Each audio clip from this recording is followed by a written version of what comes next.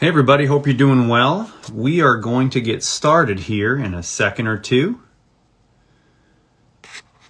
And Eric should be coming up. We're going to talk about how to prioritize your training.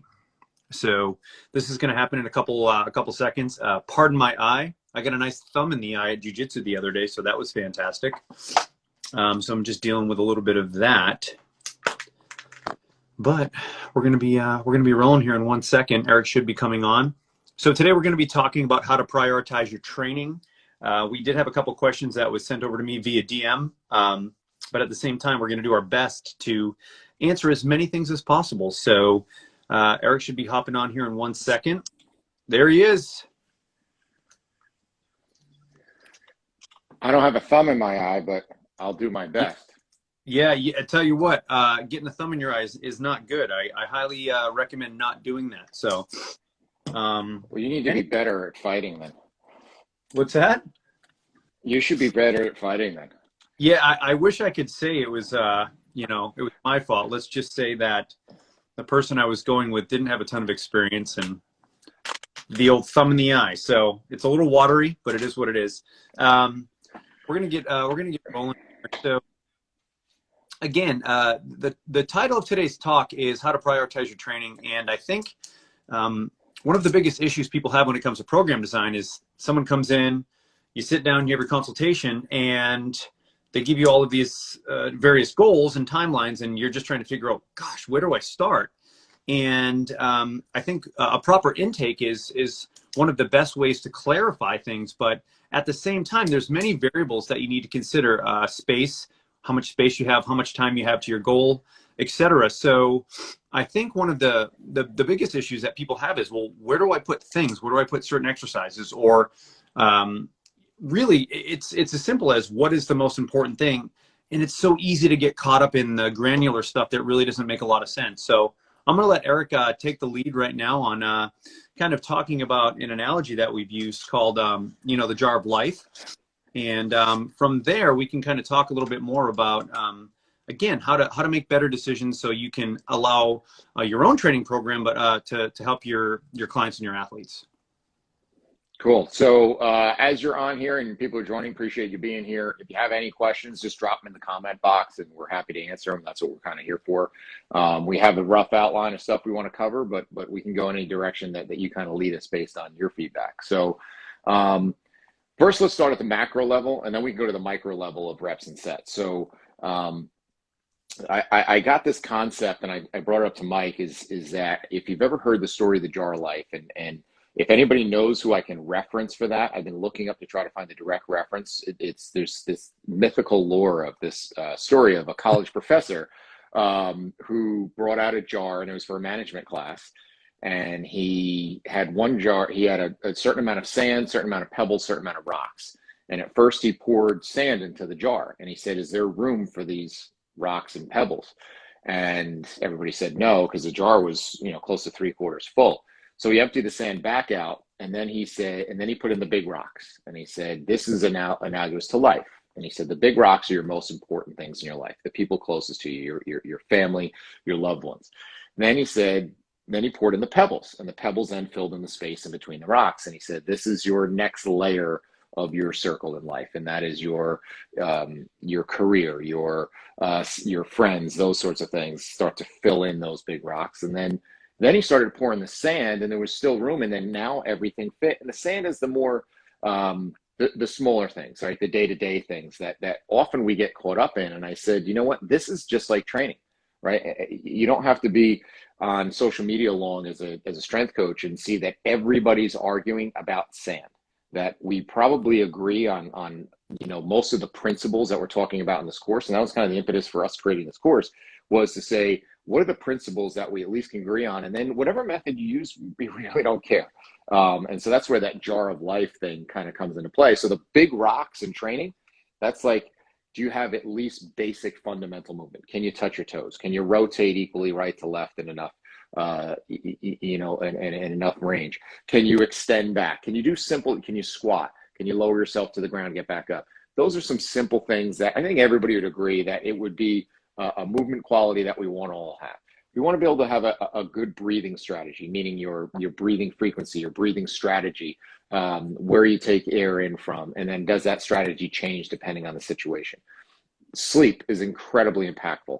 That's, one of your big rocks. And so we say, instead of arguing about, what your reading should be, push band, for this specific exercise to develop peak velocity, or arguing about trap bar deadlifts versus barbell cleans, when we have kids that don't sleep, that are eating absolute garbage, and are stressed out, like we're missing the big rocks, right? And then the pebbles is the next phase, as far as that in between of some pretty basic things of the structure of how we put together and format a workout, which we'll get into a little bit. But that's kind of the jar of life in a big macro type of thing. But really what it comes down to is figuring out, like Mike said, what does your client want? What do they need? And then keeping the goal, right? That's a great Dan John line of like not losing sight of why we're actually here. And Mike and I were talking yesterday, just doing our review. Tell everybody, Mike, that story you were talking about. It was it a plantar fasciitis you had that came in, or a referral from a PT? It was shin splints. Shin splints, okay. And it was something splints. lower leg related. Yeah, so we had a referral from a local hospital. This young athlete was dealing with shin splints, and they were, they had worked with a physical therapist, and it didn't really work out. And nothing against the physical therapist, just like any other profession out there. Some are good at certain things, some are good at other things. So anyways, a lot of the times we get referrals at the gym for kind of, cases where a lot of times people can't figure things out. So someone came in and they came in because they wanted to, have someone help them with hoping to manage the, the shin splint scenario. So that was their main goal, right? And they really came to us because they wanted to try to hopefully fix this main goal that they have. Now, as we did their evaluation process, their screen, we uncovered a bunch of other things, right? So we uncovered they needed to be stronger here, and this individual happened to be very, very mobile, so they needed a lot of stability work, etc.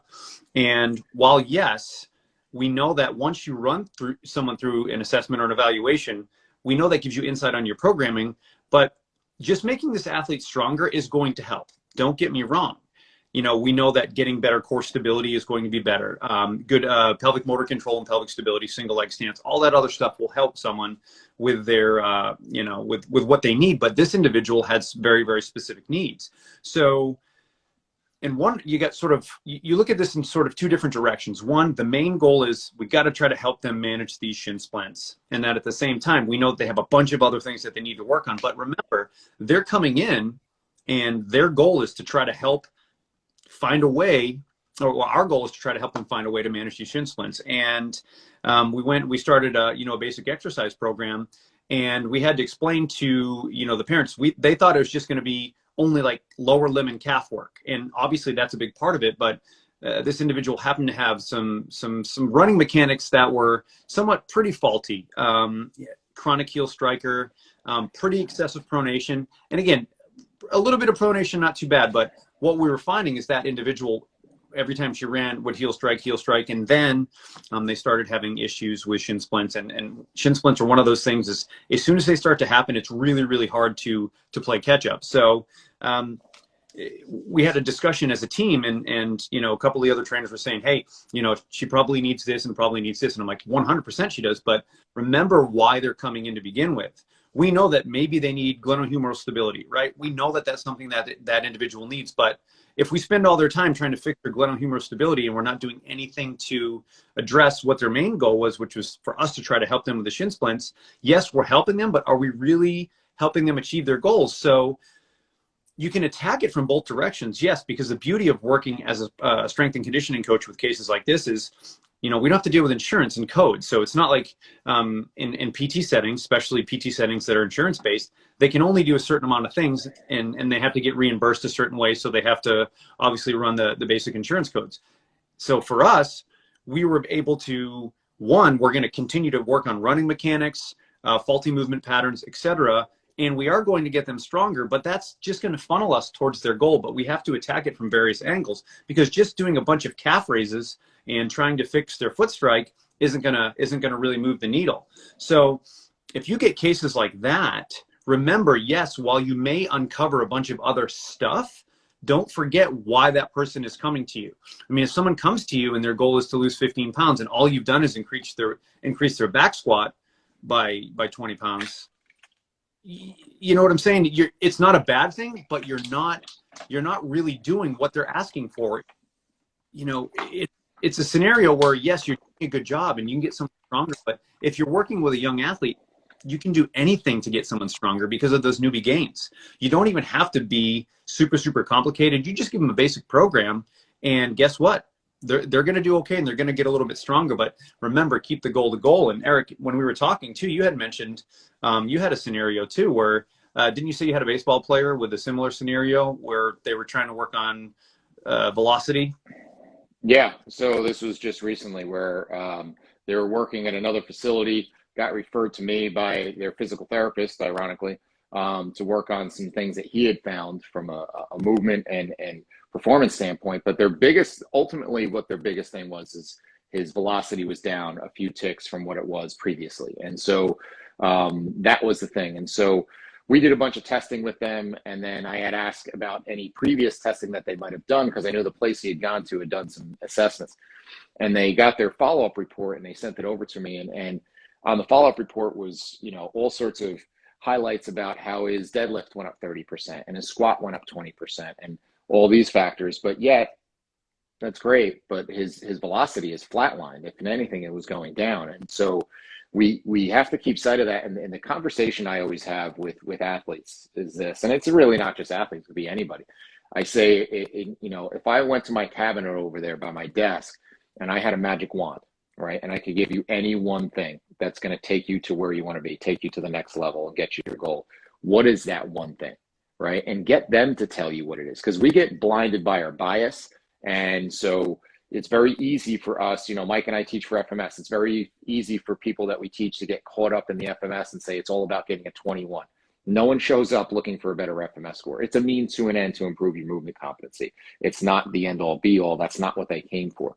And so keeping sight of the fact that this is why they're here is extremely important, and ask them to remind you, because we get lost in the sauce as far as forgetting why we're here because we're blinded by our bias. If we're somebody that uses a ton of, like I said, I used the push band as a reference before, and we're doing a lot of velocity-based training, that's all we look at. And we forget that this may not be what their biggest need is. Their biggest need may be that they just don't recover well, that they're overtraining, that they're underskilled, that there's, you know, if you haven't checked the big boxes first, don't get super granular. And that goes back to that jar of life. Now, the other thing that we make a mistake now is we kind of transition from the macro to the more micro. And we're now sitting down, we're going to plan out a workout, right? And we always talk about in our course the difference between a program and a workout. Program is big picture of what are we looking to accomplish and what are going to be the steps to get there systematically. A workout is, okay, what are we doing today? Now, if we went around the world, it might be in different languages, but every session chart looks pretty much the same, right? You have the same blocks where you're going to have your, you know, section for soft tissue work and mobility work, and then stability / core stuff and power, and then your strength work, and then your any type of conditioning or finisher, and then you're going to have a cool down. And all our charts look pretty much the same, right?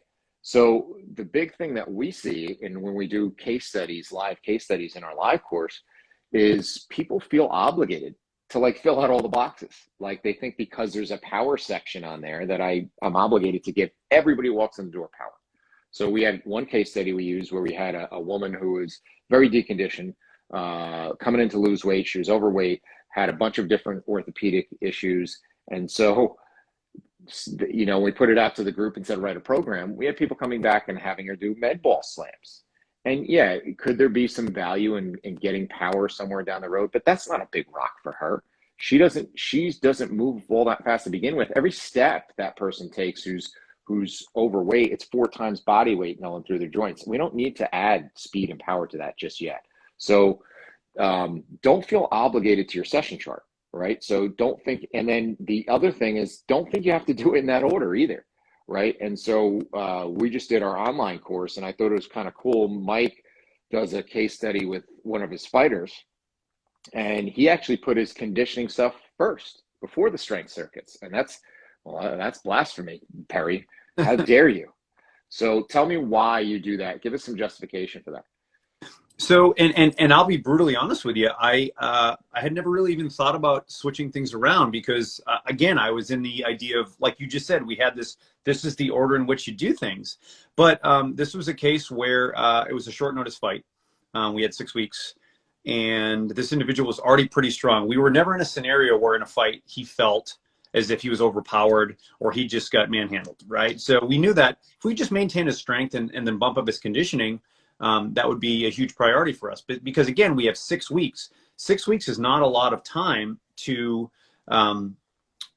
get someone prepared to step into the cage. And not to mention the fact that they also had, they have to lose weight at the same time, right? They have to cut a little bit of weight. So, but for me, we knew that conditioning was a priority, especially usually with bigger guys too. Usually the heavier the weight class, the more conditioning that they need. But we knew since this was a priority, we put all of the conditioning at the beginning. Now, we didn't ruin them, and we actually did a tiny bit of, zone 2 stuff at the end, but his priority was, we got to get this guy ready to go 3 5-minute rounds. And his main priority was to get fit. So if we did a bunch of power development, a bunch of lifting, and then we did his conditioning at the end, could it still work? Absolutely. But at the same time, we wanted him to move. We wanted him to get in the best shape possible. So we wanted to spend the majority of our sessions, and we wanted to prioritize our sessions with developing his various energy systems. And again, it seems like Eric said, it seems like, well, that's blasphemous. Who would do such a thing? But again, remember what the goal is. If I spent too much time just working on strength, that strength bucket was already filled. Why add more to that? So, but we knew that his conditioning bucket needed to be filled as well. So that's a scenario where, wow, we have a limited timeline. We have specific goals that we need to achieve. And that's why we had to make those changes. And I think a lot of people are afraid to kind of, flip that script a little bit because they think, well, this is why we've always done it. But we also know that, one of the most sort of, what's the phrase? One of the most dangerous terms that they say out there is, this is how we've always done it. And just because you've always done it a certain way doesn't mean it's correct, or it doesn't mean it's correct in a specific context. And we always have to prioritize the goal and keep the goal the goal. And we keep on going back to that, to that statement that was, made famous by Dan John. And everything that you do, once you get all of the data and the information that you need, everything that you do should be programmed towards that individual's goal. And it's easy to lose sight of it, right? Especially working with fighters. I can't tell you how many times I see all these strength and conditioning coaches being like, so-and-so hit a PR, so-and-so did this, so-and-so lifted X amount. Yeah, but guess what? They suck at fighting. So we've spent all this time making them bigger and stronger, but maybe we should have spent that time working on their striking or their takedown defense or their grappling or their wrestling. But as strength and conditioning coaches, guys, remember, the strongest and the most fit fighters aren't always the best fighters. And I would even argue that you just need to be strong enough because there's so many other things that need to be developed. So those are just some simple examples, but don't be afraid to step back and question the way that you've always done things. Now, I'm going to take that back to the macro end of things. And there's a post that, I'm going to put out it's an old blog article that I actually wrote, but we reference it in the course, and it's called the Totem Pole for Athletes. And what it is how you look at either a multi-sport or a multi-season athlete and how you manage them. And so if I have right now, I'm in the peak of getting all of my high school football teams are just starting back into their off-season conditioning programs in the last month or so. And so when we're starting off and we don't have to worry about playing a game until September, I don't care what your conditioning is right now. It really doesn't matter. And so could they go do some zone 2 stuff or go for a walk, or that's fine, but we don't need conditioning. And any time spent on that or any resources and energy spent on that is taking away from what we do need to do, which is get some size and strength and power and speed. And so a kid texted me yesterday, Coach, I feel good. I'm after my workout. Can I go run the stairs? No, because that's not our priority. You're taking away resources. I said, I need that energy tomorrow because we have another lift tomorrow. So when we talk about the totem pole, it basically comes from Native American tribes, had the totem pole, which is a carving that was supposed to symbolize rankings within the tribe, and with the chief being on top, and then everybody down in terms of order of importance. So in the course of a multi-sport or a multi-season athlete, let's say I have someone that plays, a high school kid that plays baseball, is his main sport, but also plays soccer for fun. All right. He likes to play soccer, always played it growing up, and wants to still be part of the team. So now we have these 4 primary seasons of spring, winter, summer, fall. Well, if we start off right now where we are in the winter, he's in no competitive season right now. And so because of that, this is one of my main windows that I get access, and I go to the top of the totem pole as a strength and conditioning coach. He may do some soccer skill work on the side. He's getting his indoor work. We're in the Northeast here. He's getting his indoor work and getting his baseball skill work done. But if I have to get after it with him and he's a little sore for his hitting lesson, that's okay, because this is my golden window right now, because I know what's going to happen is once March hits and his team practices start, I go to the back of the list, and I can't at that point do anything that's going to take away from his baseball performance, because that's what he signed up for. That's why we're here. He's not here to get better at strength and conditioning. He's strength and conditioning to get better at baseball. So once spring comes, I then take a back seat, and soccer is even behind me. I just have to do enough to maintain and keep him where he is, maybe gain a little bit, but I don't have a lot of time for development, and he has even less time for recovery. Now come summer, he doesn't have as grueling a schedule. He's got more weekend tournament stuff. And I kind of have to juggle that with the fact now he's going to start preparing for soccer. And then when fall comes, it's a little lighter baseball schedule. So you see, it's kind of this ebb and flow. It's not a program that we write in January and we follow it out to the T. We have to manipulate the volume. We have to manipulate the intensity to reflect where they're at, and see what's the priority right now. Right? Not just what's the priority on a macro sense of what's my goal, but what's the priority right now, because what else is going to get in the way? If I have an accountant in March, now's not the time to introduce HIIT training, right? We have to understand that they're already under enough stress. So we have to understand, how do we prioritize this stuff? And then even if we take it back to the training side of things and we're to put together programming, we've always been taught, and it's not untrue, that we need mobility before stability. We need stability before strength. We need strength before power. We need power before speed and conditioning. So does it always go like that though? Right? Do you make sure that everybody has all the mobility they need before you introduce any stability, Mike? It just depends. Just depends on where we're at. Now, in a perfect world, I would love to have that step-by-step process. But again, it just doesn't always work like that. And that's the brutal reality of writing programs for people. It just doesn't always work. Yes, if we had like the huge periodization model, like when we're talking like old school, when their periodization model was, we've got 4 years until the next Olympics. Yeah, that stuff doesn't happen anymore. So, and then with that, realize it's not mutually exclusive, that I may be working on your shoulder mobility, let's say. Because we found out through our testing that you lack some shoulder mobility, but that doesn't mean you're just globally a stiff person and you need mobility everywhere, because maybe you need mobility in your shoulders and T-spine, but your lower body moves great. And so I could be challenging you in deadlifting and working on strength on the lower body end of things. I may need more stability when it comes to the junction between the upper and lower body and in your core. I may need to somehow also mix in conditioning, because like you said, I get thrown this person who's got 6 weeks to get in shape. And how do I manage all that? How do I know just what my speed limit is for each bucket? And when, and really the art is, when is enough, right? And I've done presentations for Perform Better on this, and what is enough, right? When is enough strength? When is enough speed? Because we have so much stuff to cover. And what's the reality is, you're going to get somebody a couple times a week for 45 minutes, and we're going to cover all the recovery facets of sleep, nutrition, lifestyle, those things. We then have to cover all the things I talked about, make sure they move well, make sure they have the strength, the stability, the control, the power, speed, the conditioning. And then you got to make sure, do they have what they need to carry over to what their goal is? That's a long checklist to jam into 45 minutes. And that's after what they told you what they did this weekend, right? So how do we prioritize to make sure we're checking the main boxes? Because if you hit the right domino, a lot of other ones will fall. If I can get you to move well, that may be something that leads to increased strength without doing a ton of strength stuff. If we structure programs right, it may sneak in a little of that conditioning. So it's not a whole mutually exclusive thing. We have to step back and take it from a holistic standpoint, and then prioritize again.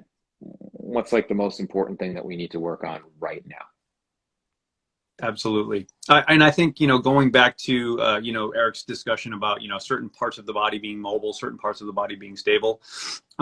Yeah, you can generally sort of categorize someone as someone being a little bit more tight than someone else being a little bit more mobile. But at a certain point, us being FMS guys, we start off with the FMS, and then we break out, right? We'll look at various aspects: ankle mobility, internal, external hip rotation, Thomas test, modified. So when we need to, we have the ability to get more granular to say, you know what, that person on their right hip, or let's say it's a baseball player, right? Let's say it's a right-handed pitcher and they go to throw, and their stance leg, which would be their left leg, when they finish, they have zero internal hip rotation. Well, maybe we give them a little bit more internal hip rotation on that left side, and that's going to help their single leg stance when they finish and follow through on their delivery. So it's starting with again big rocks, and then it's the same thing. It's then going a little bit more granular as needed. And that's just the art and science of designing a program, because just saying someone's mobile, that doesn't give me much. Or I mean, how many people are like, I have tight hips? Well, what the hell does I have tight hips mean? I mean, everybody's got tight hips, right? I mean, like, you find anybody that's over 50, they've got tight hips. But when you're working with athletes in a high performance setting, then yeah, saying that you have tight hips is it'll point us in one direction, but what does that mean? What do you do with that information? And then if you have the skill set, then you can get more granular and say, well, this is what we specifically need to work on, because this is what the athlete needs. So, we're talking about sort of the priorities in training, right? But we're also talking about, even through the entire evaluation and assessment process, it's the same thing as well.